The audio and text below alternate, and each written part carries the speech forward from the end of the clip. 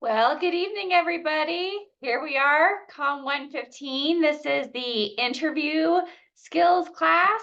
If you have the ability, I'd love to see your beautiful face. Hi, Destiny. Hi, Melissa. Good to see you.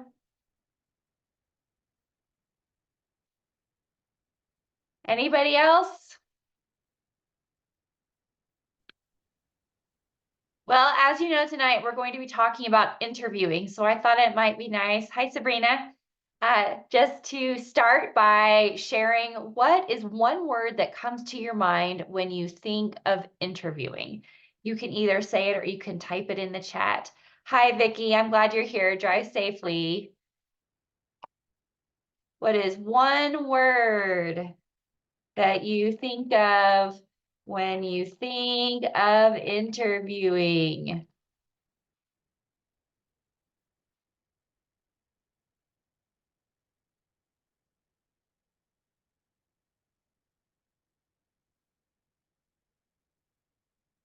Yes.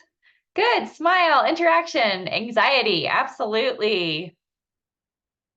Yeah, all those things. Because if we're interviewing, we clearly need a job and we want the job and we feel like we're being judged, right? So it's like, I'm just gonna smile and hope everything turns out okay. Drive safe, Stephanie. Thanks for letting us know. Excited. Yeah.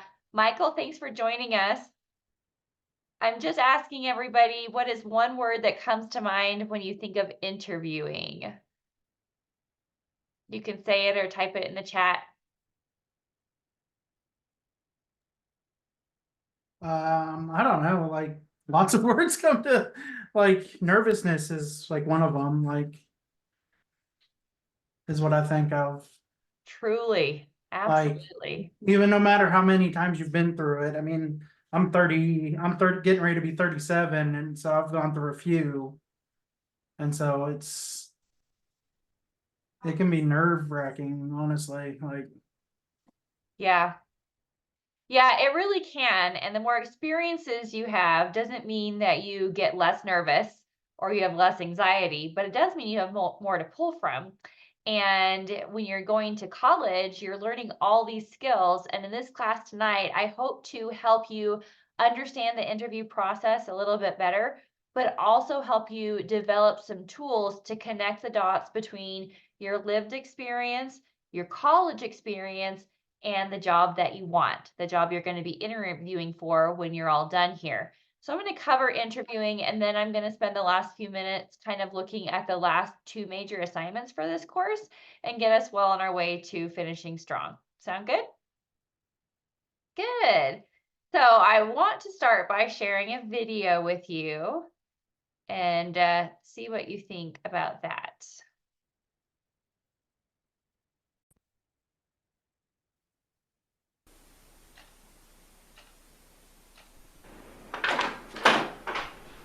John?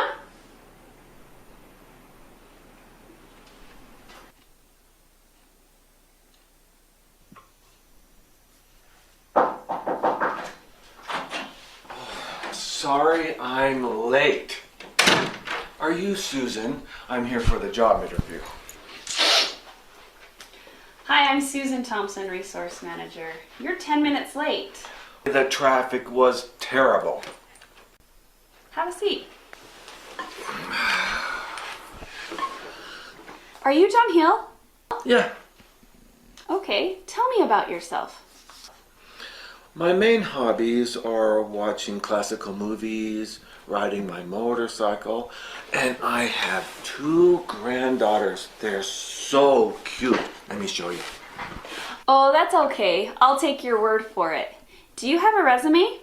I turned it in with my application. Okay. All right, it says here... Look, I found them. Aren't they adorable? And wait, there's my dog. Isn't that cute?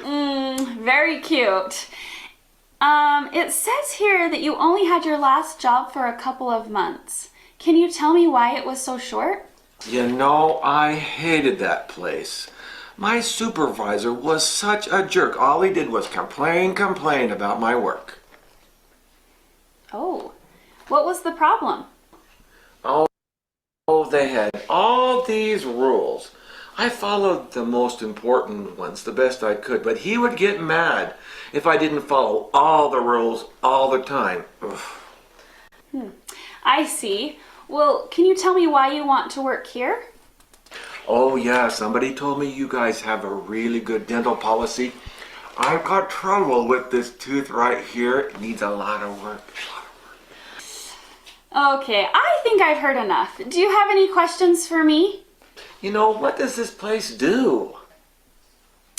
Well, we have a restaurant and we make frozen desserts that are shipped all across the country. Oh, cool. Well, it's been nice meeting you. Well, now when will I know if I get the job? We'll make phone calls tomorrow. Okay, see you later. See ya. Okay. So, what are your thoughts on this interview? Very unprofessional. In All what of ways? Place. Well, he kept trying to like show pictures and videos, and you can't do that. He did sticking your fingers in your mouth, like, no. Yeah, for sure. Was unprofessional. What else made it unprofessional? He showed up late to start, and that no, you don't show up late. He was late. Absolutely. That's kind of a no-no. Okay, well, let's get into talking more about interviewing while using this video as a jumping off place.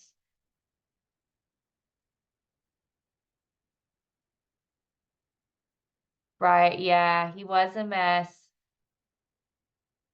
Oh, I'm glad that made you feel better, Sabrina. I'm sure you didn't wreck it. We're our own worst critics, aren't we?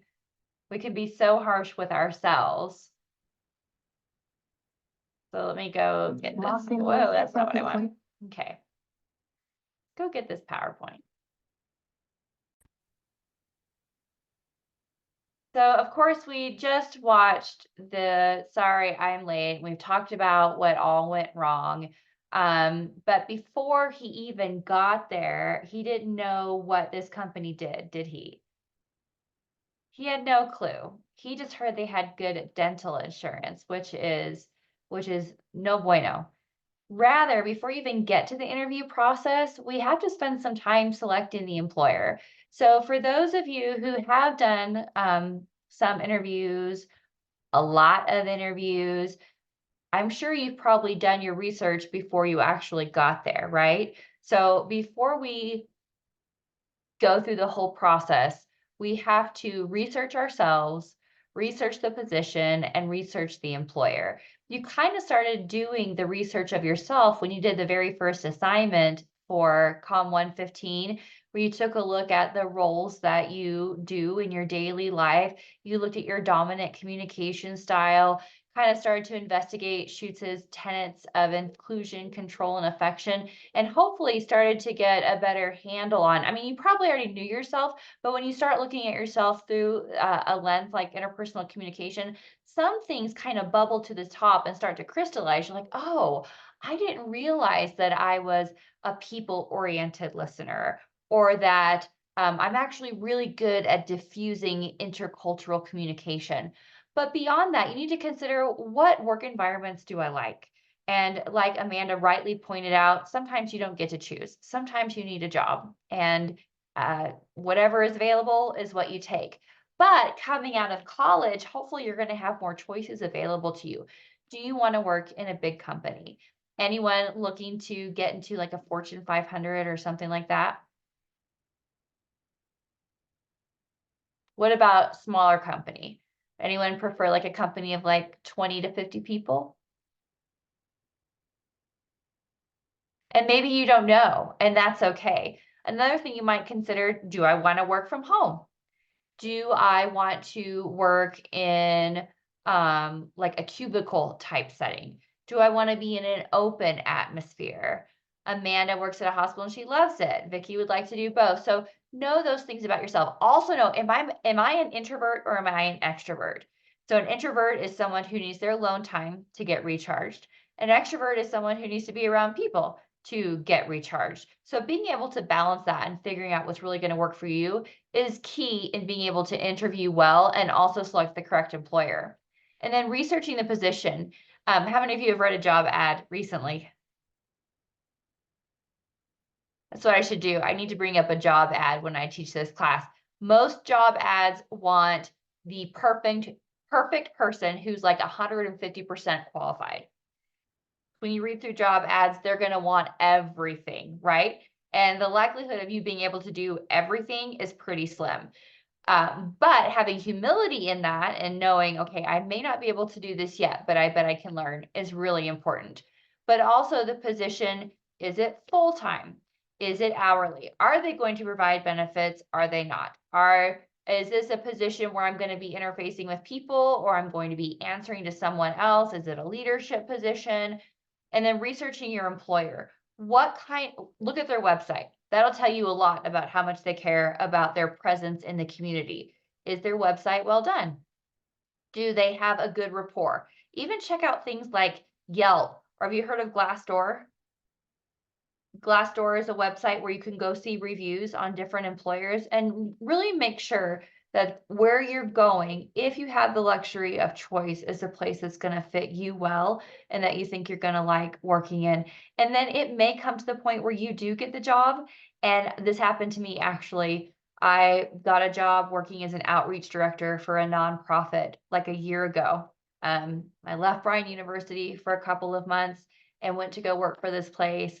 And by about the second month, I realized that it wasn't a good fit for me. And it wasn't a very good fit for my family. So I talked to Bryan University and I was like, please take me back. And they did. And I'm so grateful.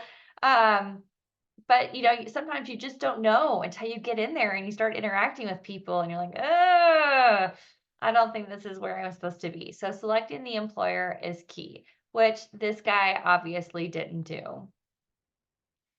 Then there are many, many types of interviews. And what I've done is narrowed it down to where I think that they all kind of converge into 3 different types. There's a behavioral interview, a technical interview, and a social interview. Have you heard of these before? Yes, no, you can type it in the chat or you can just tell me. Yeah, I have. Okay, good. Good. All 3 of them or just one or? I've heard of all 3 of them. I used to do the interviewing when I worked at Sonic, so like unfortunately I've had people like that video.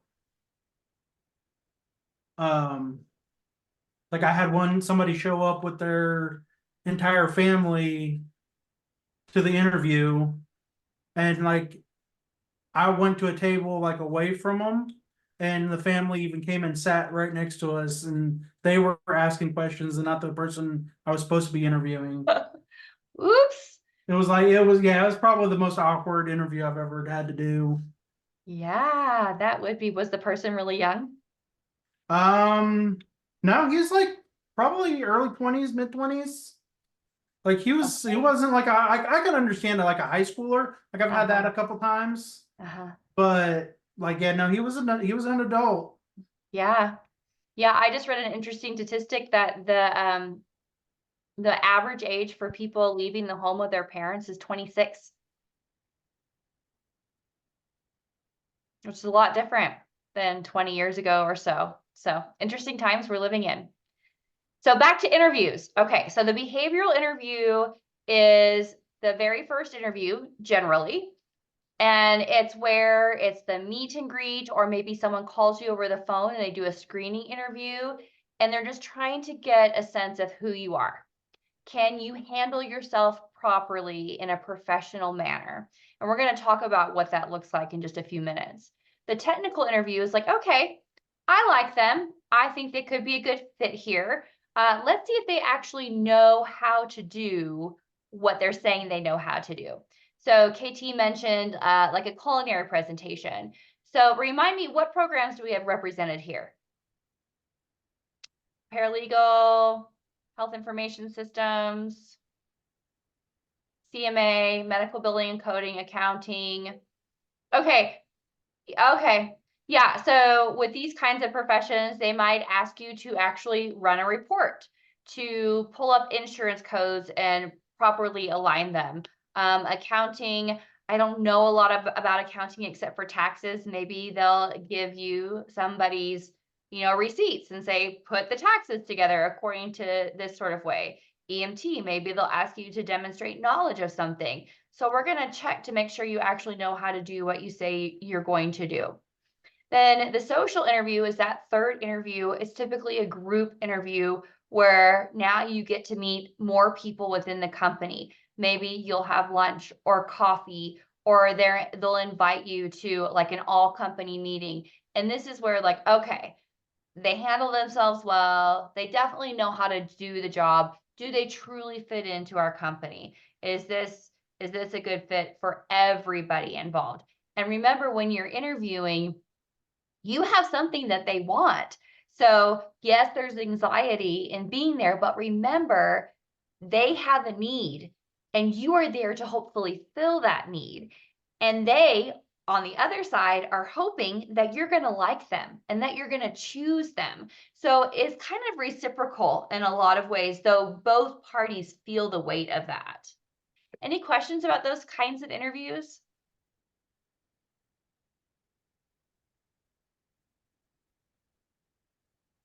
No, I don't. Okay, good. Good. Okay, so preparation. So, okay, we've selected the employer, we've gotten the interview. How do we prepare for this interview? And this is where the anxiety can be remedied. What you want to do is think about things that you can show and tell to the employer. So you have a keen understanding of what the job description is. If you, let's say, let me go back to medical billing and coding. Okay, so what is something that an employer might want to know about you for medical billing and coding? Like computer skills, any software that you may know, like how proficient you are with like Microsoft, probably. Okay, yeah, yeah. So let's say, so have you had any experience with Microsoft, whatever? And you would say, oh, I'm really glad you asked me that, because before you even got here, you listed out the classes that you took or projects that you did where you had to use Microsoft Word. So I'd love to tell you more about that. And then you can elaborate on that experience. So there's job specific things, but also a common question is, tell me about yourself.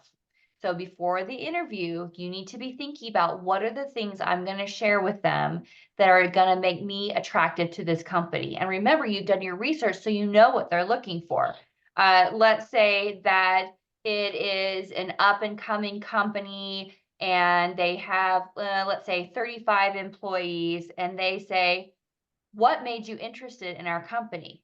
What kinds of things would you say? And you want to be in this kind of company.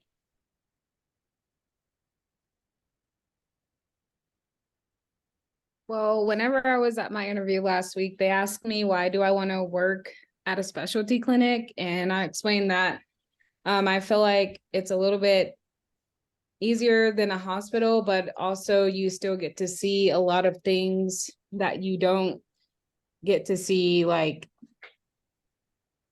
at your regular doctor's office. I don't really know. Okay. So but- specialty clinic sounds like it would align with an up and coming, a smaller business, right? So you've said, okay, here's what I like about you. Then maybe you would consider a class that you've taken or an experience that you've had that would make that more appealing. I remember learning about this specialty in whatever course. Does that make sense? And that really appealed to me. I see that you do that here. That makes sense. Yeah. Yeah. Another question is, tell me what your strengths are, right? Tell me what your strengths are. Now, mamas always say, don't brag about yourself, don't boast. But this is where you would do a little bit of boasting with humility. Say, people have told me, right? So this is coming from someone else, that I'm a strong leader, that I do really well when there's pressure situations, and pull out some of those words from your interpersonal communication class.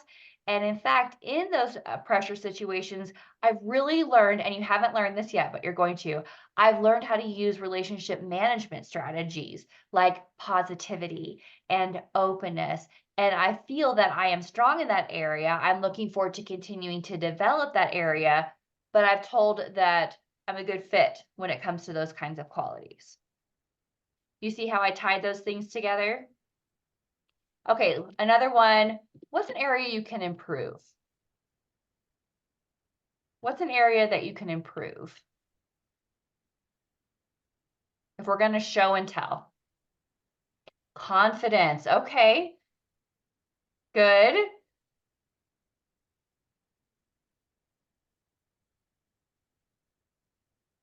Let's see here. Destiny, your CMA, which is medical assistant, right? Okay. And what do medical assistants do from your perspective, Destiny? They care for others. They work alongside the doctors and the nurses, and they can do a little more than what a CNA can do. Okay. Okay. Good. So if they ask you something that you are improving upon, so you don't have to pull from your own experience, I'm going to make a guess. But like, for instance, like, well, I've really been working on being able to speak to doctors and clients in a way that they can understand. From my education at Bryan University, I've had a lot of practice with that. And I'm looking forward to join your company or your hospital or whatever so that I can really improve upon that. In this class that I took, we did this exercise where I practiced greeting a client who was very upset. Okay. And then I had to give them medical. So I'm confident. So then you flip it, right? I'm working on this. I can get better at, and I can do that here where we are. So that's show and tell. So just a little more preparation. This is more physical. You want to dress the part. Is this guy dressed the part?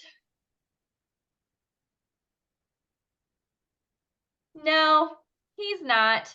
Okay, let's say you had to ride a motorcycle. What should he have brought with him?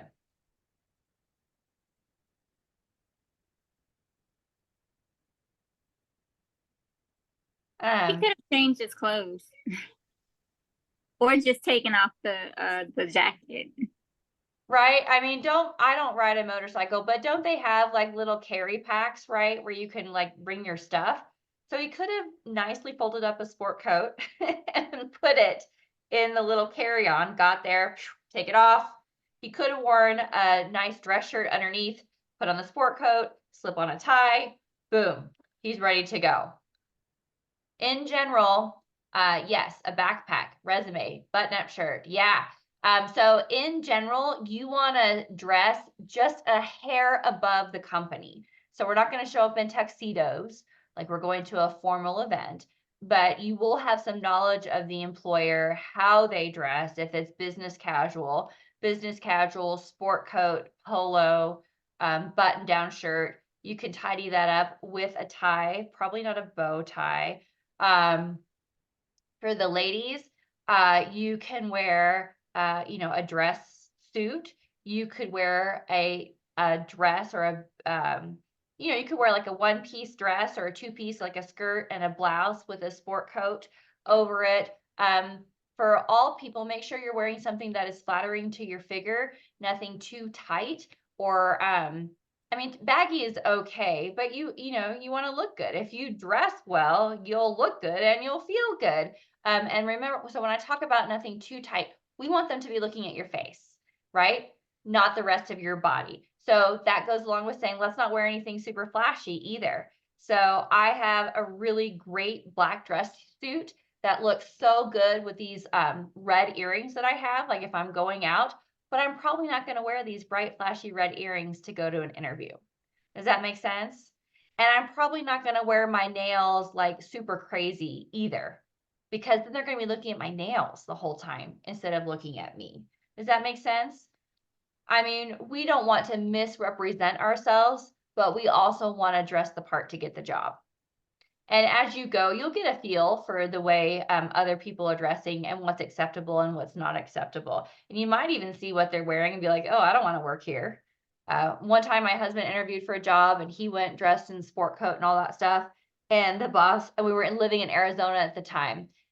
And he got hired, but he said, if you ever dress that much, like that formal again, you can't come back. And so then he wore khaki shorts and a polo shirt the rest of the time that he was working there. So, but we're always trying to dress for the job that we want. We're dressing to impress, if you can. The 30-10 rule, we arrive 30 minutes before the interview. That gives you time to sit in your car and relax. It gives you time to avoid any sort of traffic accidents or snares or gas. Get gas in your car the night before, so you don't have to worry about that when you're going to the interview. Let's say you are running late. You've left in plenty of time, and for whatever reason, you're going to be late. What do you think is the appropriate thing to do? Call them and let them know. Yeah, definitely call. Avoid text or email unless there's no other way to communicate with them. Call and give them a heads up. I'm on my way. These are my crossroads. There's an accident. I'm going to be there as soon as I can. And try to do that well in advance of your actual interview time. But you should have time if you're leaving 30 minutes. Then the 10-minute rule is you want to be walking into the building 10 minutes before your interview. If you're on time, you're late. Walking in early, if there's a receptionist, it gives you time to make nice with the receptionist, to smile, to use the restroom if you need to, and just gather yourself before you actually start the interview. Receptionist, remember Dominic from our assignment 2? From intercultural? They know everything. The receptionist interacts with everybody in that office. They know it all. So you want to make a good impression with the receptionist just as much as with the people that you're interviewing with. So that's all on preparation. Any questions about that or the show and tell before I move on? Okay, good. So just a quick word about virtual interviews, right? Like we're meeting virtually now. We can see each other, all to erase the idea that we're actually not in the same room or the same geographical place as the other person. So how do we do a virtual interview well?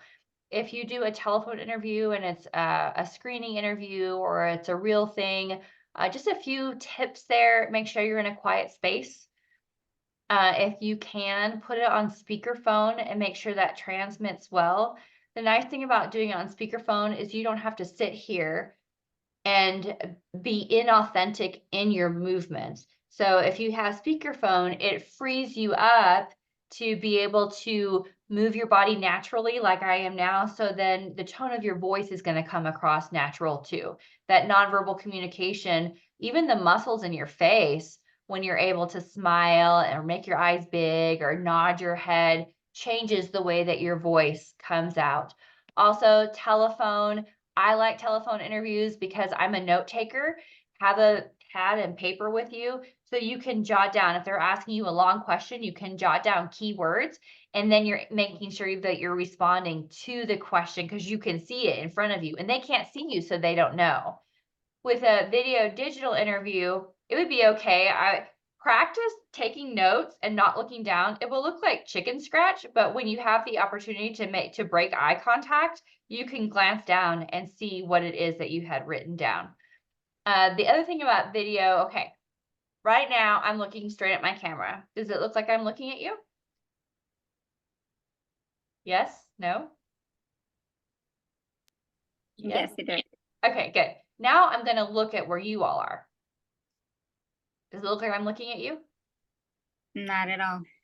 Right. But I am. I'm looking at you. I totally see you. So one thing I encourage you all to do is take that picture of them or the people interviewing you, one person, whatever, and put it directly under your camera, wherever that is.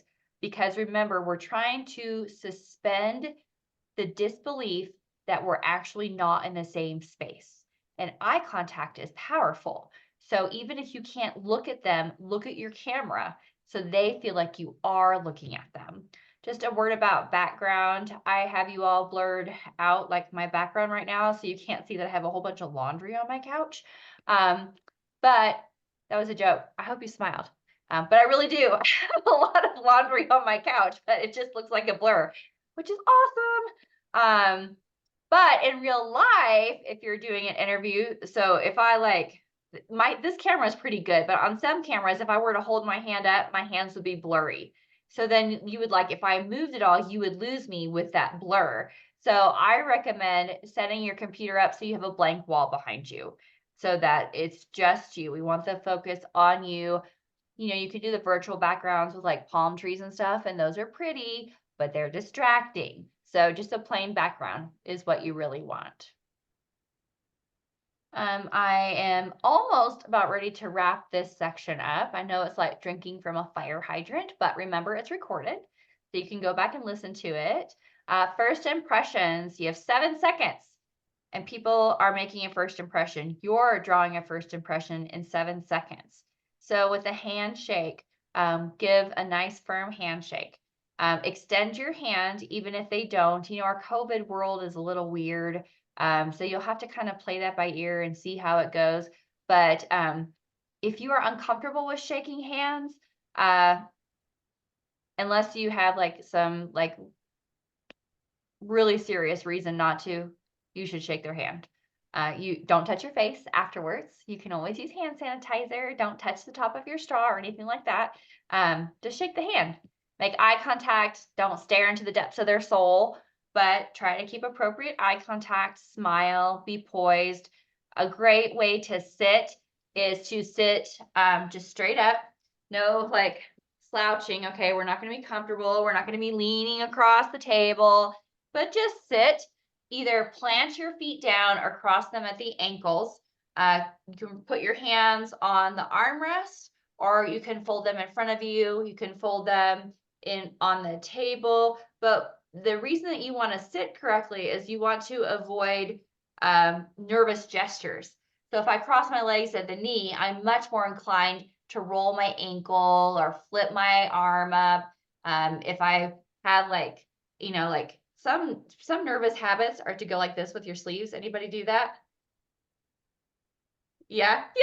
Okay. So we want to make sure sleeves are the right length. Try to get rid of anything that's going to make you fidget.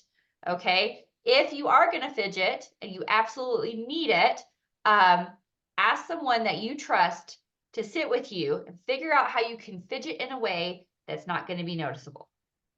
Okay. All right. Any questions about that? All right. Bulldozing through. During the interview, oh yeah, pick your nails. Yep. Got to figure out how to do that without it being noticeable. So have someone you trust watch you pick your nails and see if it's a big deal. Okay, keep smiling. If you get in their interview and you're like, I hate this, I don't want this job. Anyone been in a situation where you've done an interview and you've gotten to it? Yeah, and you're like, I don't want to do this. This is not for me. Keep going. You keep powering through that interview like you want it, because all interviews are great practice. Every interview is a good interview. Also, you know, we live in a very connected world, and maybe you don't want the job that that person is offering, but maybe you want a job that someone else is offering that knows that person and they talk. So we don't want to burn any bridges. We want to keep smiling and being positive and just make it through the interview, and wait till you get a job offer before you turn it down. Okay. And then just to complete the interview, one thing this guy did do well was he asked when he would hear from them. How can I follow up with you? So I kind of jumped ahead, but respond with questions because that goes back to the show and tell. They say, why did you decide to go into this field? I decided to go into this field because, or I'm really glad you asked me that question because. Yeah, and then let's say you have 0 questions, find questions to ask, even if you already know the answer. When I was in my early 20s, I really screwed up an interview because I knew all about the job. I had 0 questions and I thought I was a shoo-in, and they interpreted that as me not wanting the job. So they didn't offer it to me. So even if you know everything, still find something to ask, because it goes back to interpersonal communication. This is reciprocal. We want the other person to be just as interested in us as we are in them. That's part of being other oriented. And then, as I mentioned earlier, just establishing next steps. And when can I hear from you? What is your process? If they're like, oh yeah, we'll get back to you in like a week. Awesome. If I don't hear from you by then, would it be okay for me to reach out? So you're giving yourself a foot in the door to be able to contact them. We don't want to contact them every day. Nobody likes a nag or a dripping faucet, right? Drip, drip, drip, drip, drip. That's no good. But establishing next steps is important. After the interview, send a thank you. Man, it's hard to send thank yous these days. When I was growing up, my mom made me send thank you cards all the time to everybody. But now that we're living in a non-paper age, it is hard for me to send my own thank you notes, let alone get my kids to send thank you notes, because it just kind of seems obsolete.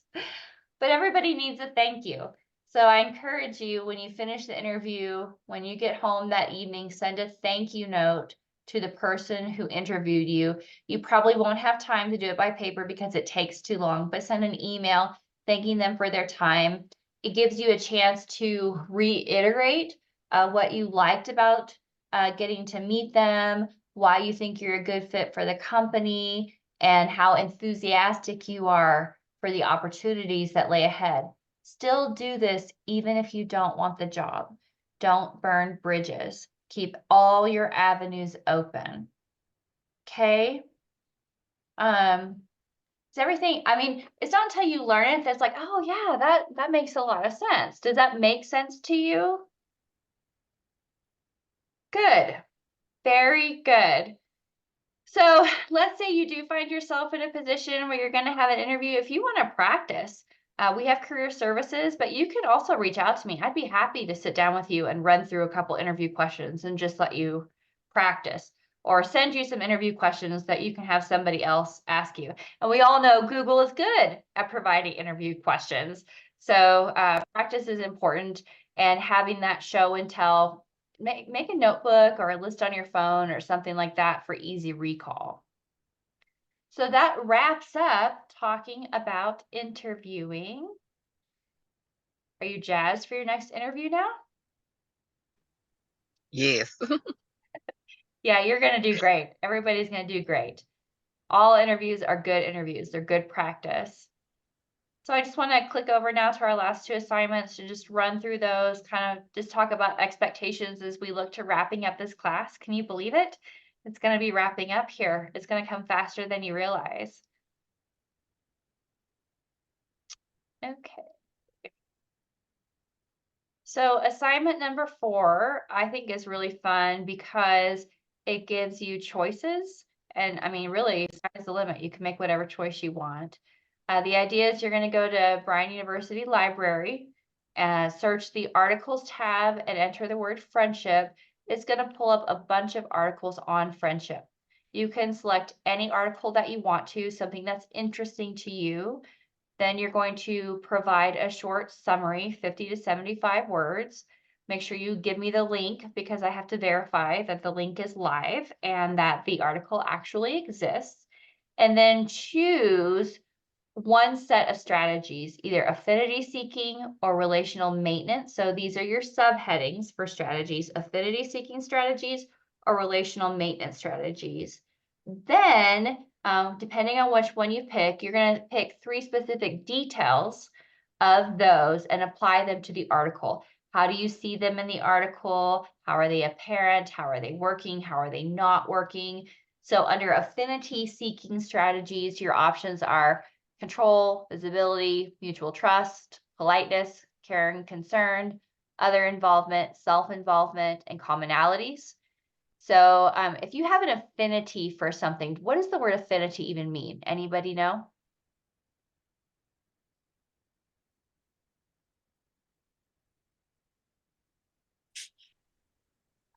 I see a chat. Oh, no worries, Ashley. I'm glad you're here. So if I have an affinity for something, it means that I like it.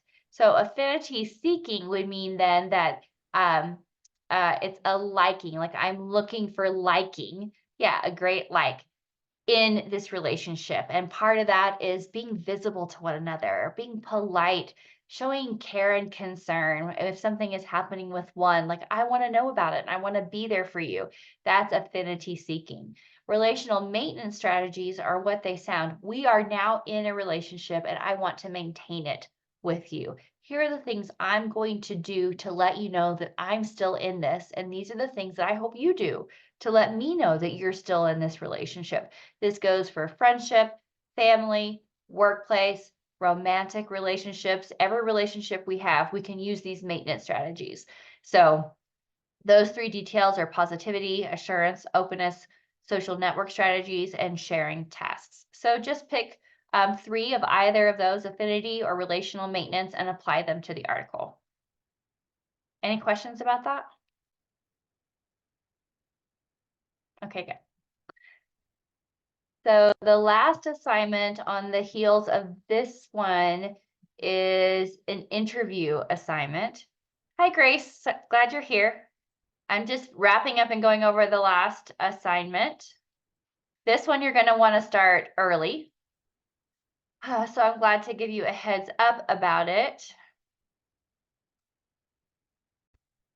Okay, so the idea for this one is I wanted to give you an opportunity to practice being the interviewer.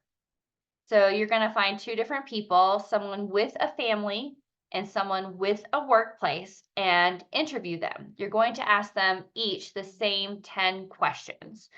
So down here, for example, these are the questions. Instead of tell me about your family, it's going to be tell me about your workplace. Now, you all know, how do I turn these into open-ended questions? If I say, tell me about your family, what would I say after that to get more information from them? What do you like about them or not? Yeah, what do you like about them and why? Always and why, or how so? If you had to define family, what would your definition be? Okay, they give you the definition. How did you arrive at that? So keep digging deeper. Now, just a caveat to this, we all have crazy busy lives, and not all of us have a family member or have a workplace or have that kind of system around us to be able to ask those questions. If you need to interview the same person for both, you can, although it's in your best interest to interview 2 different people. But if you have to, that's fine. If you tend to be a more private person and you don't feel comfortable asking anyone, another option would be for you to pick a favorite TV show and answer the questions based on what you think that character would say. For example, right now we're watching Reba. Has anyone watched all 6 seasons of Reba? It's from like 2004. Oh, it's so good. You just have to. It's Yeah, I hilarious. was sad when they ended it. Oh, yeah. So it's on Prime now, and it's the best. You want to see interpersonal communication at its finest? Watch Reba. You watch that. Yeah. Yeah, It is pretty good. so funny. Anyway, so 2 different interviews.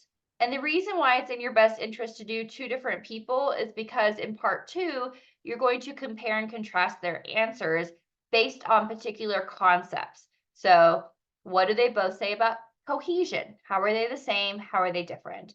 And so on. So we have, let's see here, values, leadership, technology, and friendship. So compare and contrast. Now remember, from all your writing that you've done in this course, one thing that you need to do is define those things, because it's awfully hard to compare and contrast if it's unclear that you don't understand the concept.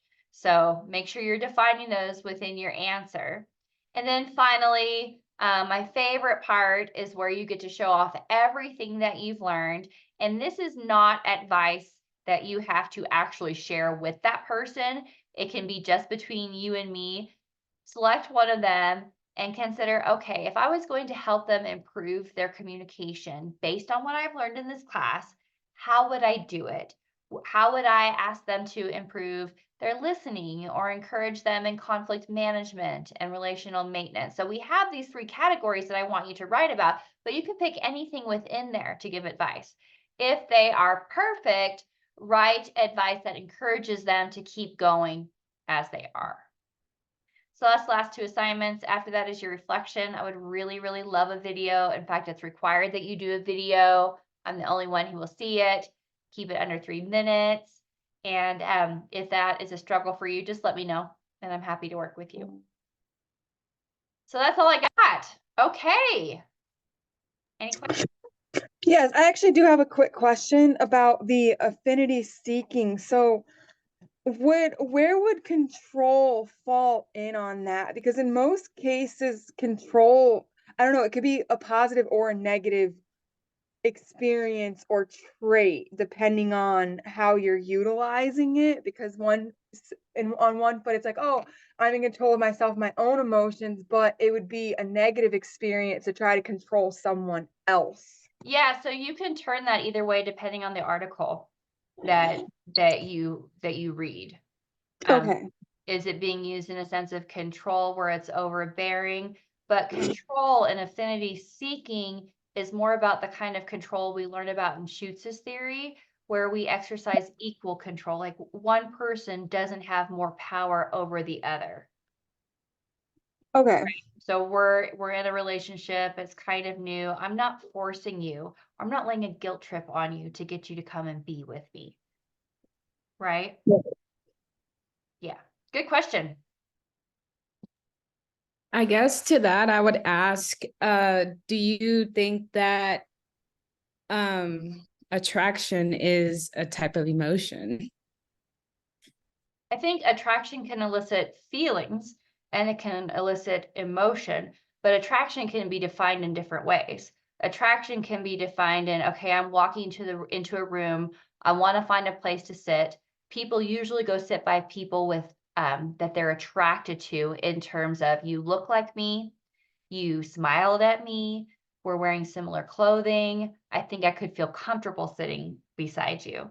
And then there's the other kind of attraction where it's like, oh, you stir something in me that makes me want to be with you. And that can be friendship or a relationship.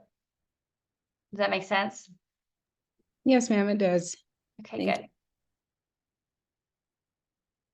Anything else? Oh, Good questions. Yep. I don't know if you know how they can tell, but how do you know if you made the dean's list for graduation?